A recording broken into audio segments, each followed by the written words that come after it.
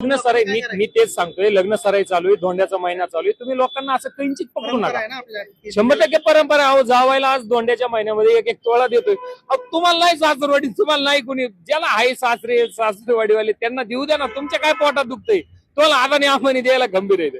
भारताच्या मुद्दे कसे बघा ना, पेट्रोल डिझेल वापर कमी करा, मग तुम्ही फिरू नका, सोनं खरेदी करू नका, बाहेर देशात जाऊ नका. यांना सोन्याचं काय, यांना पेट्रोल डिझेल, यांना काय रुपये भरायची गरज नाही. आपल्याच मालमत्तेतून ह्यांचं सगळं चालते. दुसरी गोष्ट, सोनं खरेदी यांच्या घरीच नाही ना कोणी.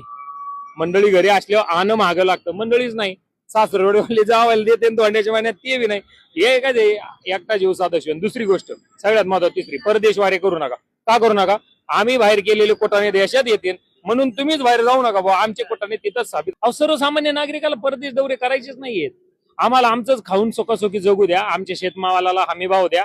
तुम्ही जे बेरोजगारीचं प्रमाण वाढले त्यांना रोजगार द्या. आम्ही इंधन अजिबात वापरणार नाहीत, आम्ही सगळी बचत करू. फक्त परदेश दौरे रद्द करा. आपल्या ताफ्यातल्या 50 गाड्या कमी करा.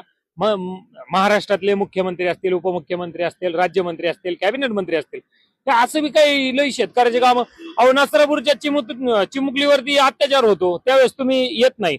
मग तुम्ही मग नेमकं हे गाड्यान हे लवाजमान हा तामजाम कशासाठी? हे बंद करून टाका ना. तुम्ही फिरून जर समजा लोकांच्या अडचणी दूर केल्या असत्या तर आम्ही आमच्या गाड्यातलं पेट्रोल डिझेल सरकारला देऊ की तुम्ही फिरा.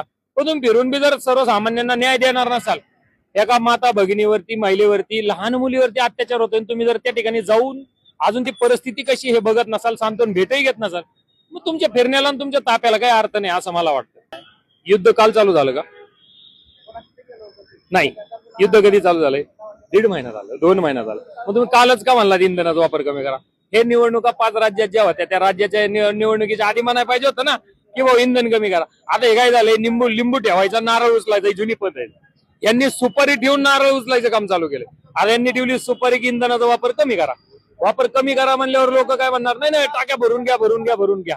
सर्वसामान्य नागरिकांचं काय असतं, धावपळ असते, कोणाला शेतात जायचं असतं, कोणाला कामाला जायचं असतं. आता लोक काय करणार, डिझेल पेट्रोलकडे लोकांची मागणी वाढणार. आणि मग मागणी वाढली की मग हे लोक काय म्हणणार, आता डिझेल पेट्रोलचा राज्यात देशात तुटवडा, गॅस सारखा आता लाईन लावा, नंबर लावा. आणि मग हे 10 रुपयांनी, 15 रुपयांनी, 20 रुपयांनी डिझेल पेट्रोल महाग करणार.